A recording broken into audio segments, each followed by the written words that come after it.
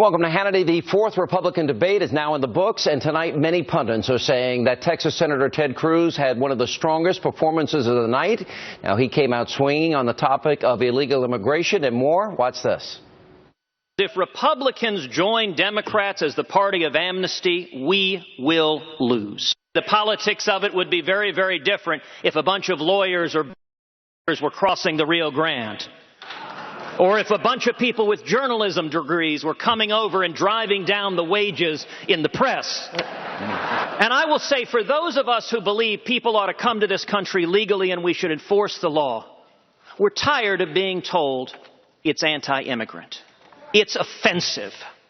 I am the son of an immigrant who came legally from Cuba to seek the American dream.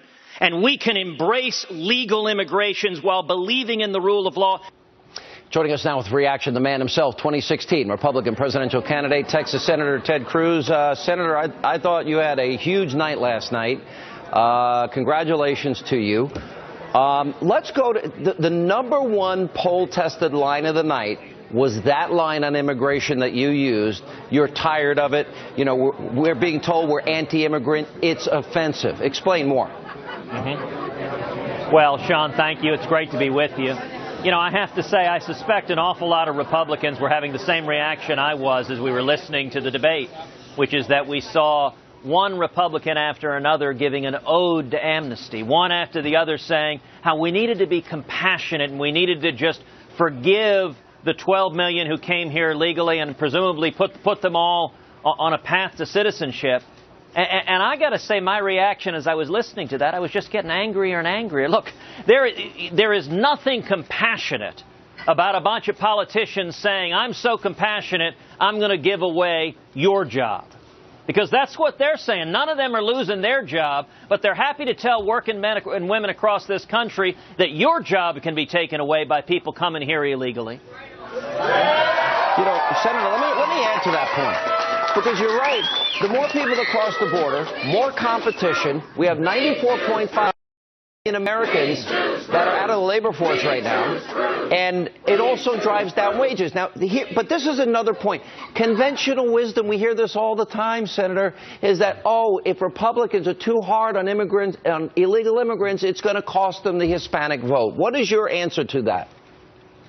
That it's utter nonsense. Number one, in 2012, when I was running for Senate in Texas, I won 40% of the Hispanic vote at the exact same time that Mitt Romney was getting clobbered with 27% of the Hispanic vote nationwide. And when I ran for Senate in Texas, I was unambiguously against amnesty. We can compete vigorously in the Hispanic community without abandoning our principles. But number two, if we just agree with Barack Obama and Hillary Clinton on amnesty, Republicans will lose. Why? Because millions of working men and women, millions of Reagan Democrats will stay home to say, to heck with all of them. They're all in the pockets of the big banks and Wall Street and K Street and the lobbyists. They don't care about us.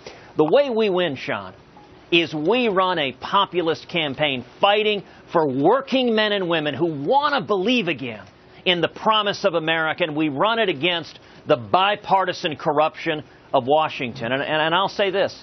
If Republicans nominate a candidate who has embraced amnesty, it means we give up that issue in 2016. It means both candidates, the Republicans and the Democrat, will be supporters of amnesty. That is a ticket to losing this general election. It's fascinating what emerged last night. One of the things I like the most about you have a few fans back there, Senator. One of the things I like, we got to last night, I thought the best debate in as much as we got a comparison, people comparing and contrasting economic plans, America's role in the world and foreign policy, and on this immigration debate. We seem to agree we've got to secure the border. That never happens. Everybody says it will happen. Yep. So let's say we do secure the border. Then they have the question of those people that broke our laws, didn't respect our sovereignty. What do we do? Well, look, I think we need to solve this problem one step at a time. You don't have to solve everything at once. That's the fallacy of comprehensive reform. We need to start with actually securing the borders. And one of the nice things is, actually, existing federal law is quite robust. If you look at federal law, it is federal law today that there should be 700 miles of double-layered fencing built along our southern border. Where is it? The Obama administration, we have about 30 miles built. If I'm elected president, we will build all 700 miles. What's missing is the presidential will to get it done. Senator, I agree, but isn't it bold? Listen, you have been probably the most bold and outspoken against Republicans that have been weak and timid and surrendered, and especially on Obamacare, especially on executive amnesty. And my question to you is, this now seems to be a battle, but that the lines are drawn on the more conservative wing of the Republican Party, where you stand as an insurgent that is even hated by establishment types. So for their argument, oh, conservatives can't win a general election. I don't believe that, by the way. But what is your argument back to that? Listen, I believe in not following a pattern that doesn't work. Every time we nominate a candidate who runs to the mushy middle, we get clobbered.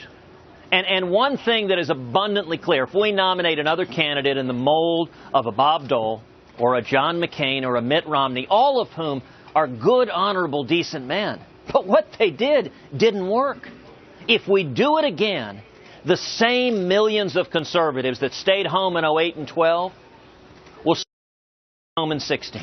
It doesn't make any sense. I think this election is going to be like 1980, that we're going to win by doing exactly what Reagan did, by painting in bold colors, not pale pastels. We've got to bring people out, and the way you do that is you give them a reason to vote. You know, one of the reasons I thought the debate last night was such a great debate is we finally saw some clear policy contrast, whether it was on amnesty, where a bunch of those candidates on stage were embracing amnesty, and I was proud to take the other side, or whether it was on bailouts. You know, I had an exchange midway through the debate with another candidate who was embracing the idea that we ought to be bailing out Wall Street and we ought to be bailing out big banks. And, you know, it was striking, Sean. 3, 4, 5 candidates on that stage were asked, would you bail out big banks? Not a one of them was willing to answer the question. They bobbed and weaved and talked back and forth. And that's why I jumped in and said, you want an answer to that question? The question is no. We shouldn't be bailing out giant banks. What about mom and pop? What about Main Street? We shouldn't be using taxpayer funds to continue the cronyisms and bailouts. And if I am president, there will be no bailouts for the rich and powerful. All right, Senator, stay right there. When we come back, I want to ask you about foreign policy questions that came up last night, economic questions, more with Senator Cruz after the break. Washington is fundamentally corrupt. There are more words in the IRS code than there are in the Bible. And not a one of them is as good. My simple flat tax says that for a family of 4, for the first $36,000 you earn, you pay no taxes whatsoever. Above that, every American pays 10% across the board, a flat, fair tax, which means that no longer do you have hedge fund billionaires paying a lower tax rate than their secretaries. This plan eliminates the payroll tax, eliminates the death tax, eliminates the corporate income tax, and it abolishes the IRS. All right, that was Senator Ted Cruz during last night's GOP debate, vowing to eliminate the IRS as part of his comprehensive tax plan. By the way, I think we now know after these last 2 debates, you were the national champion from Harvard in debating. I think these 2 debates have been very good for you, Senator. Let me give you an opportunity because so many Americans are suffering. Nearly 95 million Americans out of the labor force, 46 million Americans on food stamps, 50 million in poverty, median income down, health care costs going up. Really, really hard times. So I want to give you the time now to explain this plan so people understand it. Well, my simple flat tax is exactly what it says. It's a flat tax of 10% for everybody. And what it would produce is incredible economic growth. The Nonpartisan Tax Foundation estimates that this would produce 4.9 million new jobs, that this would increase capital investment, things like new factories, by 44%, and that the after-tax income of every single income group in America would go up by double digits, at least 14%. Now, what does that mean? That means if you're a single mom, if you're working making $40,000 a year, that's about an extra $5,000 in cash in your pocket to feed your kids, to help make ends meet. And what's critical, you know, you look at young people coming out of school right now, and they're scared, they're demoralized, they've got student loans up to their eyeballs, they don't know if they're going to get a job. tax reform is an incredibly potent tool to produce economic growth and to get back. The last time we faced this kind of stagnancy was under Jimmy Carter in the 1970s. And what did Reagan do? He came in with a massive tax reform plan, and it prompted incredible economic growth.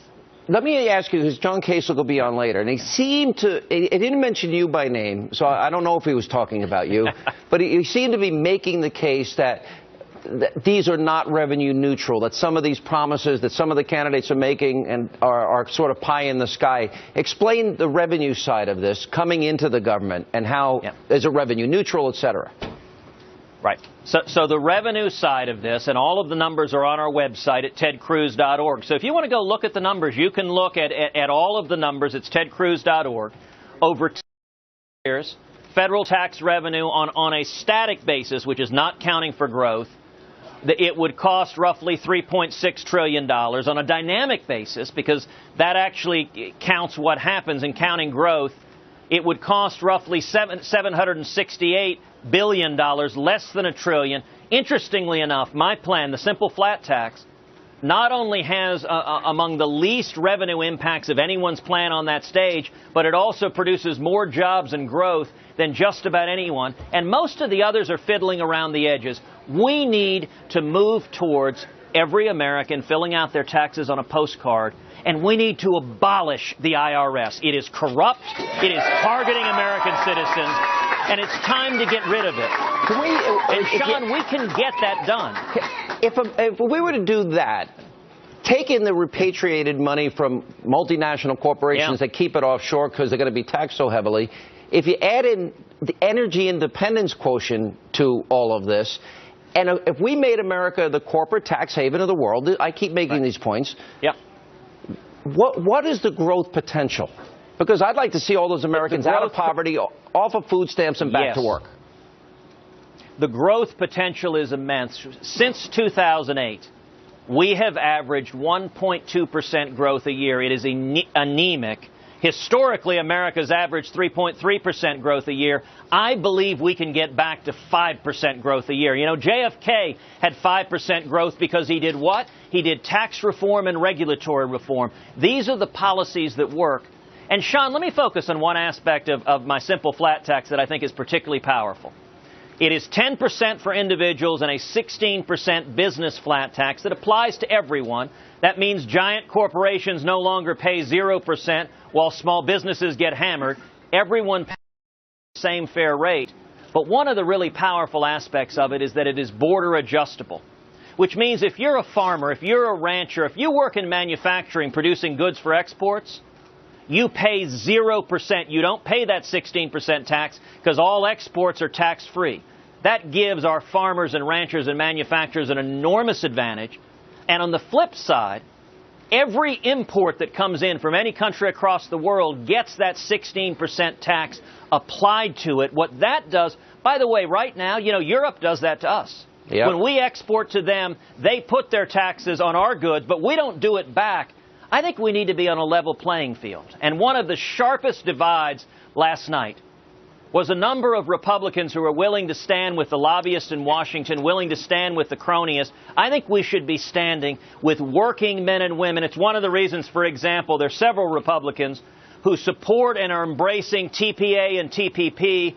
I don't think we should be giving in to Obama's plan to undermine U.S. sovereignty, to undermine our immigration laws, and to hurt working men and women. Who can read that? All right, Senator, good to see you, and our very best. Thank you for being with us tonight. We appreciate it. Thank you, Sean. God bless. And let me give you the welcome from the folks here at the Kingston VFW in New Hampshire. They love you, Sean.